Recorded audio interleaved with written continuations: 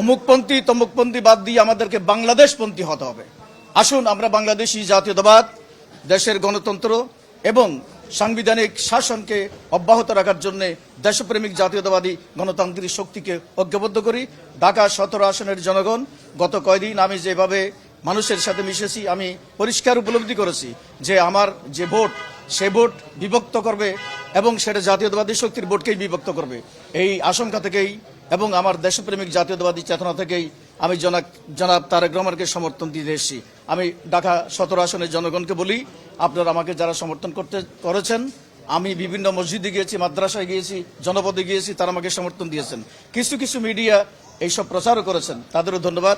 যারা প্রচার করেন নাই তাদেরও ধন্যবাদ, কারণ আমারও সীমাবদ্ধতা আছে, সে কারণে আপনাদের পাশে আমি দাঁড়াতে পারিনি। আমি বলি, আপনারা সবাই এই মুহূর্তে দেশপ্রেমিক শক্তির কাণ্ডারি জনাব তারেক রহমানকে দানের শীষে ভোট দিন। ধন্যবাদ সকলকে। আসসালামু আলাইকুম। সব মশার বিরুদ্ধে সুরক্ষা দিতে এলো বসুন্ধরা এক্সট্রিম অ্যারোসল, মশার বিরুদ্ধে এক্সট্রিম সুরক্ষা।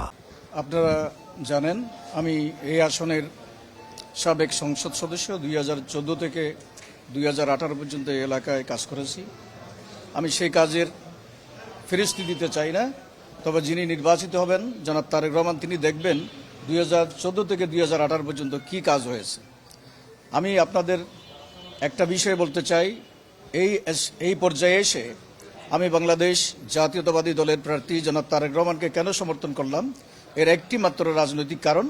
সেটি হচ্ছে এই দেশপ্রেমিক জাতীয়তাবাদী শক্তিকে এই মুহূর্তে নির্বাচনে জয়লাভ করাতেই হবে। কারণ আমাদের দেশের যে সাম্প্রদায়িক শক্তি, 71-এর যে শক্তি, তারা এখন মাথাছাড়া দিয়ে উঠছে। নানা রকমের চিন্তাভাবনা নিয়ে তারা বাংলাদেশে একটা অরাজক পরিস্থিতি তৈরি করতে চায়। তারা ফিরে যেতে চায় 54 বছর আগে। তারা তাদের ইশতেহারও বলেছে 54 বছরের দেশে কিছু হয় নাই। তার মানে কি 71-এ হয়েছে? তো 71-এ কি হয়েছিল?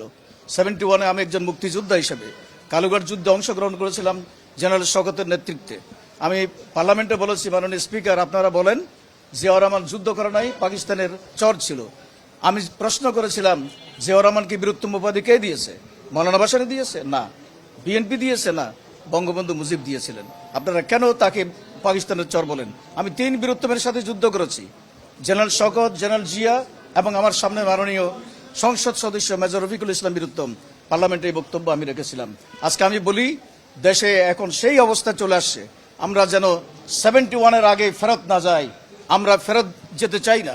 আমাদের ভুল ত্রুটি আছে, আমাদের সংশোধন করেই আমাদের দেশ মাতা বাংলাদেশকে আমাদের বাঁচাতে হবে। বাংলাদেশের স্বাধীনতা সার্বভৌমত্ব সুরক্ষিত করতে হবে। আমরা তারেক রহমান সাহেব একটা স্লোগান দেন, পিন্ডি নয়, ঢাকা নয়, এদেশ আমার দিল্লি নয়, এদেশ আমার বাংলাদেশ। আমি বলি, অমুকপন্থী তমুকপন্থী বাদ দিয়ে আমাদেরকে বাংলাদেশপন্থী হতে হবে। আসুন আমরা বাংলাদেশি জাতীয়তাবাদ, দেশের গণতন্ত্র এবং সাংবিধানিক শাসনকে অব্যাহত রাখার জন্য দেশপ্রেমিক জাতীয়তাবাদী গণতান্ত্রিক শক্তিকে ঐক্যবদ্ধ করি।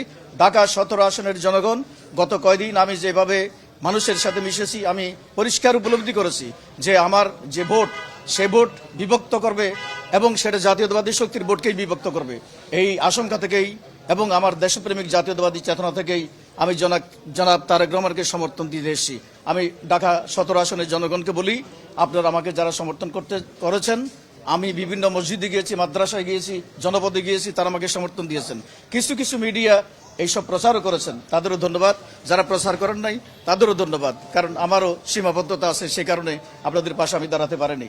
আমি বলি, আপনারা সবাই এই মুহূর্তে দেশপ্রেমিক শক্তির কাণ্ডারি জনাব তারেক রহমানকে দানের শীষে ভোট দিন। ধন্যবাদ সকলকে। আসসালামু আলাইকুম। আমি আমার অতীতে আমার একজন প্রতিদ্বন্দ্বী প্রার্থী বা আমাদের ভাই যত কথা বলেছেন, ওই কথাগুলোকেই সমর্থন করেছি।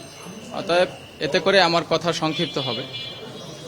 আমি বিএনপির সবার আগে বাংলাদেশ স্লোগানকে সমর্থন করতে এসে আমি 17 আসনের আমাকে যারা সমর্থন করেছেন, ভোট দেওয়ার অঙ্গীকার করেছেন, তাদের উদ্দেশ্যে আপনাদের মাধ্যমে আহ্বান জানাই, যারা আমাকে ডাব মার্কায় ভোট দিতে চেয়েছেন, তারা ধানের শীষে ভোট দিলে আমাকে ভোট দেওয়া হবে।